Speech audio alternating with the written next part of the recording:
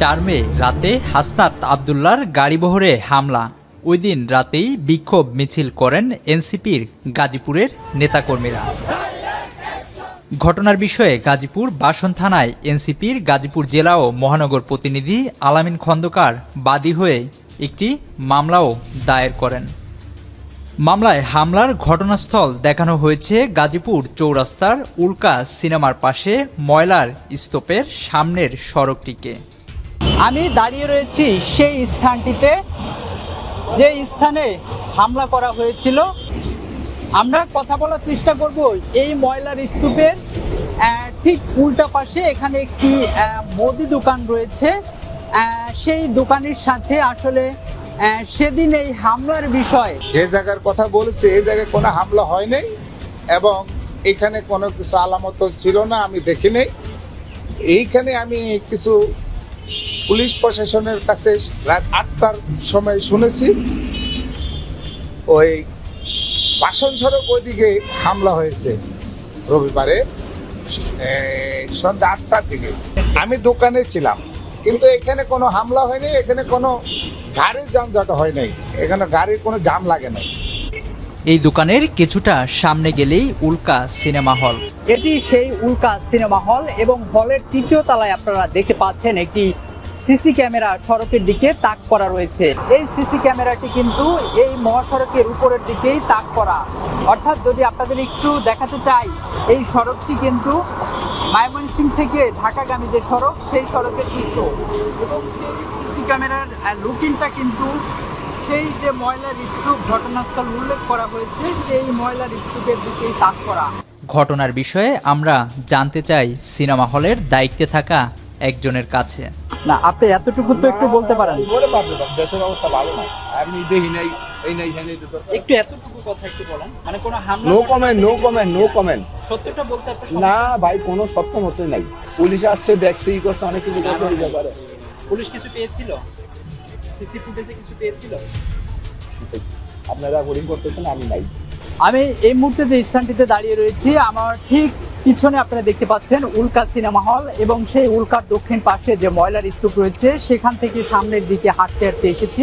এখানে একটি public toilet আমরা দেখতে পাচ্ছি। এই টয়লেটে যিনি দায়িত্বে রয়েছেন তার সঙ্গে একটু কথা বলার চেষ্টা করব এবং তার কাছ থেকেও জানার চেষ্টা করব সেই হামলার বিষয়ে আসলে তিনি কিছু জানেন কিনা বা দেখেছিলেন কিনা। স্যার, এখানে কোনো হামলা হয় নাই, এখানে কোনো আশপাশ হামলা হয় নাই। আবারও এগোতে থাকি সামনের দিকে। গাজীপুর চৌরাস্তার আগে গ্রেট ওয়াল সিটির গেট পার হলেই মার্কেট ও ফুটপাত। সেখানকার দোকানীদের সাথে কথা হয় আমাদের। না দেখিনি। না ভাই, আমি এগুলো দেখি, এটা আমি বলতে পারতাম না। কেউটাই শুনি বাইপাস হয়েছে, কেউটাই শুনি ব্রিজের উপরে হয়েছে। শুনেছি, আমরা মোবাইলে দেখছি আর কি, কিন্তু এমনি দেখিনি। না, এখানে হয়নি, এদিকে হয়নি, হয়েছে ওইদিকে হইতে পারে, এদিকে হয়নি। এবার আমরা চলে যাই গাজীপুর চৌরাস্তার কাছে থাকা একটি মার্কেটের দোকানদারের কাছে। ফেসবুকে দেখছিলাম, সরাসরি দেখেনি? না, সরাসরি সামনাসামনি হলে তো এটা দেখা যাবে, লোকজন তখন জড়ো হলে তো এটা বোঝা যাবে যেখানে কোনো অ্যাক্সিডেন্ট হয়েছে বা হামলা হয়েছে।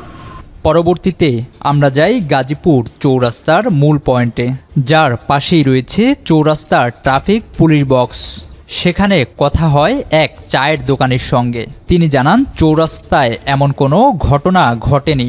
এইখানে কোনো ঘটনা হয় না।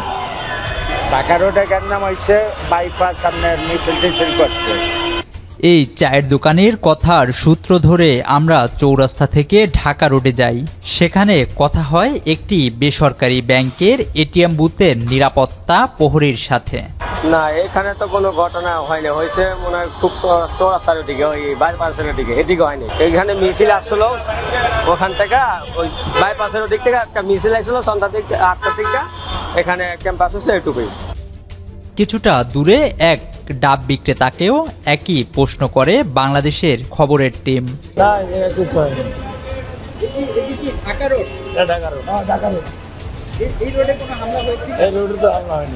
মামলার এজাহারে ঘটনাস্থল যেখানে উল্লেখ রয়েছে সেখান থেকে প্রায় 1 কিলোমিটার সামনে এসেও হামলার ঘটনার কোনো প্রত্যক্ষদর্শী খুঁজে পেলাম না আমরা। তাহলে ঘটনাটি আসলে কোথায় ঘটেছিল? এবার আমরা মুখোমুখি হই মামলার বাদী জাতীয় নাগরিক পার্টি তথা এনসিপির গাজীপুর জেলা ও মহানগর শাখার প্রতিনিধি আলামিন খন্দকারের সঙ্গে।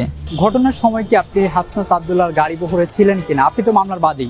না, ঘটনার সময় আমি ঢাকায় ছিলাম। এই মামলার ঘটনাস্থল উল্লেখ করেছে কোথায় একটু জানতে চাই। মামলার ঘটনাস্থল যেখানে ছিল গাজীপুর চৌরাস্তা। যদি ভুল না করে আমরা তো এখন মূল চৌরাস্তায় দাঁড়িয়ে রয়েছি, স্পেসিফিক একটু জানতে চাই কোন স্থানটিতে ঘটনাটি ঘটেছিল। আপনার সঙ্গে কি হাসনাত আব্দুল্লাহর কথা হয়েছিল যে কোথায় হামলাটি হয়েছিল স্পেসিফিক? হ্যাঁ, উনি আমাদেরকে সকল বিষয়গুলো সুস্পষ্ট করেছেন, কোথায় হামলা হয়েছে। এখন ডিজিটাল যুগে আমরা আছি, তথ্য প্রযুক্তির যুগে আমরা আছি, এখানে মিথ্যাচার করার কোনো সুযোগ নেই। ওনার উপর যেখানে হামলাটা হয়েছিল এই বিষয়গুলো পুলিশ তদন্ত করছেন। আমাদের যে ঢাকা ময়মনসিংহ মহাসড়ক আছে, গাজীপুর চৌরাস্তা থেকে ঢাকা ময়মনসিংহ মহাসড়কমুখী ঢাকামুখী অভিরূপে ওনার উপর হামলা চালানো হয় এবং সেটা উল্কা সিনেমা হলের আশপাশ এরিয়া, যে ট্রাক স্ট্যান্ড এরিয়া এর টিএনটি যে এরিয়াটা আছে ওই এরিয়ার মধ্যেই এই ঘটনাটা ঘটে। এবার বাদীর দেয়া তথ্যের সূত্র ধরে রওনা করি চৌরাস্তা থেকে 2 কিলোমিটার দূরে ট্রাক স্ট্যান্ড ও টিএনটি এলাকায়। সেখানেও আমাদের কথা হয় সড়কের পাশে থাকা কয়েকজন দোকানের সঙ্গে। আমি তো এসব শুনি নাই, আমি তো সকাল থেকে 5:30 থেকে 10টা বছর থাকি, এসব শুনি নাই আমি। সন্ধ্যা 7:45 আপনি কোথায় ছিলেন? এই দোকানেই ছিলেন? 7টার দিক যেটা আমার টিভি থাকে, মানুষের জাম থাকে, এগুলো তো আর আমি তো এই সড়কের উপরে কোনো হামলার ঘটনা ঘটেছে? না না না, রাস্তা তো আমরা ক্লিয়ার, সব জামটা মনে হয়, কিন্তু জামের টামের নাই। জি না, বলতে পারলাম না। আমরা ফিরে আসি মামলার বাদীর কাছে, দেখি উনি আর কি তথ্য দিতে পারে। আপনারা কতজনের নামে মামলা দিয়েছেন এবং যাদেরকে গ্রেপ্তার করেছে সবাই কি আসলে এই ঘটনার সঙ্গে সম্পৃক্ত কিনা? পুলিশ প্রশাসন আমাদেরকে আশ্বস্ত করেছিল আমরা সর্বপ্রকার সহযোগিতা আমরা আছি এবং সকল ধরনের ব্যবস্থা আমরা নিচ্ছি। ওনারা বিভিন্ন থানা, বিভিন্ন টিম, বিভিন্ন অপারেশনাল টিমের মাধ্যমে ওনারা বিভিন্ন জায়গা থেকে, বিভিন্ন স্থান থেকে, বিভিন্ন প্লেসমেন্ট থেকে অনেক পরিমাণ লোকজনকে ধরে নিয়ে এসেছে। এদের থেকে এদের জিজ্ঞাসাবাদ করেছে, এরা তদন্ত চালাচ্ছে ওনারা। এর মধ্যে থেকে আমাদের কাছে অনেকের কাছ থেকে খবর আসছে, আমরা বসে থাকা অবস্থায় খবর পেয়েছি যে অনেককে অযথা অহেতুক হয়রানি স্বীকার করতেছে। সেই আগে যে ফেসিবাদ কায়েম ছিল, পুলিশ সেই ভূমিকায় আছে। এই ব্যাপারে পুলিশ প্রশাসনের সাথে কথা বলার পরে পুলিশ কমিশনার সাহেব আমাদেরকে বলেছেন আমরা কখনো কোনো অপরাধী ছাড়া অন্য কাউকে এই মামলার আওতাধীন রাখবো না। মামলার বাদী বলছেন পুলিশ নাকি এই ঘটনায় হয়রানি করছে সাধারণ মানুষকে। একই অভিযোগ করেন গাজীপুরের এনসিপির আরেক প্রতিনিধি ইব্রাহিম মোসাও। আমরা যখন মামলা করি সেটা হচ্ছে তারপরের দিন সন্ধ্যায়। এর পূর্বেই কিন্তু পুলিশ 54 জনকে আটক করেছেন। যেই 54 জনকে আটক করেছেন তাদের ব্যাপারে কিন্তু আমরা অবগত নই। এখন তারা নির্দোষ নাকি দোষী নাকি অর্থদোষী নাকি অর্থদাতা নাকি এটার পুরো কাজটার সাথে সম্পৃক্ত আমরা কোনো কিছুই জানি না। তো সেটার দায়ভার তো আমরা কোনোভাবেই নিব না। যদি কোনো নিরীহ থাকে তাদের মধ্যে থেকে, আমরা যখন মামলা করেছি তারপরে এখন পর্যন্ত কোনো অপরাধীকে ধরেছি কিনা তার আমরা তথ্য এখন পর্যন্ত পাইনি সুস্পষ্টভাবে। তবে হামলার ঘটনাস্থল সম্পর্কে কেউই পরিষ্কার কিছু জানাতে পারলেন না বাংলাদেশের খবরকে। তাহলে প্রশ্ন হচ্ছে ঘটনাস্থলটি আসলে কোথায়? বিষয়টি জানতে আমরা যোগাযোগ করি গাজীপুর মেট্রোপলিটন পুলিশের সাথে। তদন্তটা চলমান, সবাই এ বিষয়ে জোর প্রসেসে চালাচ্ছে, 100% রিপোর্ট আমরা দিচ্ছি। ওই ঘটনাস্থলটা কোথায় এটা একটু বলতে পারবেন স্পেসিফিক? তো আসলে আমাদের মোবাইলে জানাইছেন যে চৌরাস্তার নিচে আর কি, সেই চৌরাস্তার ফ্লাইওভারের নিচে, যেটা আমাদের জানাইছে। মানে এজাহারে উল্লেখ করা উল্কা সিনেমার পাশে ময়লার স্তূপের এখানে। ঠিক আছে, এখন পরে আমরা ওনার সাথে কথা বলেছি, ওনারা প্রথম দিকে বলতে পারেন নাই, পরবর্তীতে নিজেই জানাইছেন যে চৌরাস্তার এইখানে ফ্লাইওভারের নিচে। মামলার এজাহারে ঘটনাস্থল দেখানো হয়েছে গাজীপুর চৌরাস্তা থেকে কিছুটা দূরে উল্কা সিনেমা হলের পাশে। এদিকে হাসনাত আব্দুল্লাহর বরাত দিয়ে পুলিশ বলছে ঘটনাস্থল চৌরাস্তা ফ্লাইওভারের নিচে। অপরদিকে মামলার বাদী যিনি এজাহারে ঘটনাস্থল উল্লেখ করেছেন উল্কা সিনেমা হলের পাশে, তিনি আবার বাংলাদেশের খবরকে দেয়া সাক্ষাৎকারে জানান ঘটনাটি টিএনটিও ট্রাক স্ট্যান্ড এলাকার মাঝামাঝি কোথাও ঘটেছে। এখন প্রশ্ন হলো, কোন তথ্যটি সঠিক? হামলার মূল ঘটনাস্থল তাহলে কোথায় ছিল? বিষয়টি সঠিকভাবে জানতে আমরা যোগাযোগের চেষ্টা করি জাতীয় নাগরিক পার্টির দক্ষিণাঞ্চলের মুখ্য সংগঠক হাসনাত আবদুল্লাহর সঙ্গে, তবে তাকে ফোনে পাওয়া যায়নি। হোয়াটসঅ্যাপে টেক্সটেরও কোনো জবাব আসেনি তার কাছ থেকে।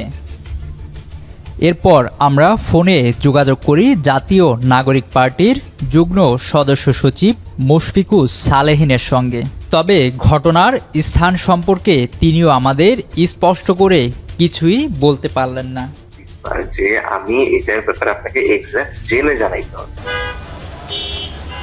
জাতীয় নাগরিক পার্টির দক্ষিণাঞ্চলের মুখ্য সংগঠক হাসনাত আবদুল্লাহর উপরে হামলার ঘটনায় ব্যাপক আলোড়ন সৃষ্টি হয়েছে দেশব্যাপী।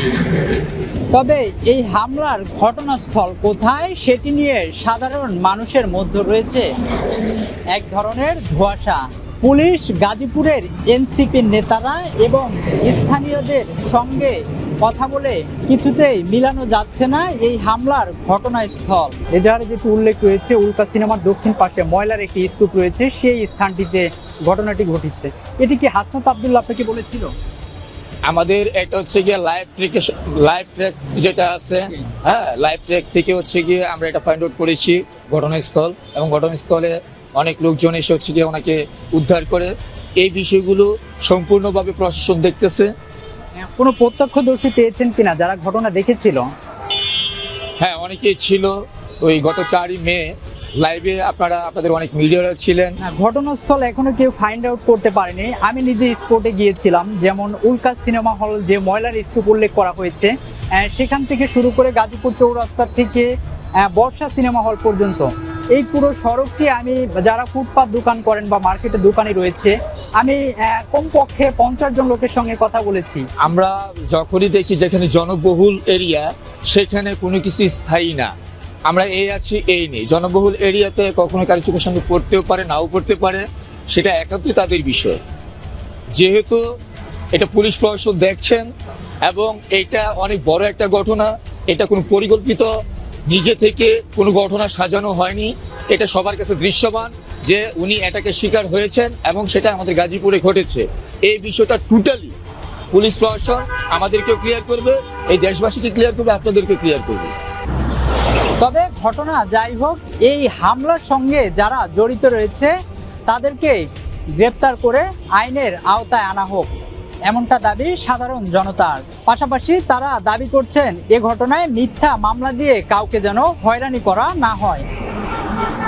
গাজীপুরের চৌরাস্তা এলাকা থেকে আরিফ শেখ, বাংলাদেশের খবর।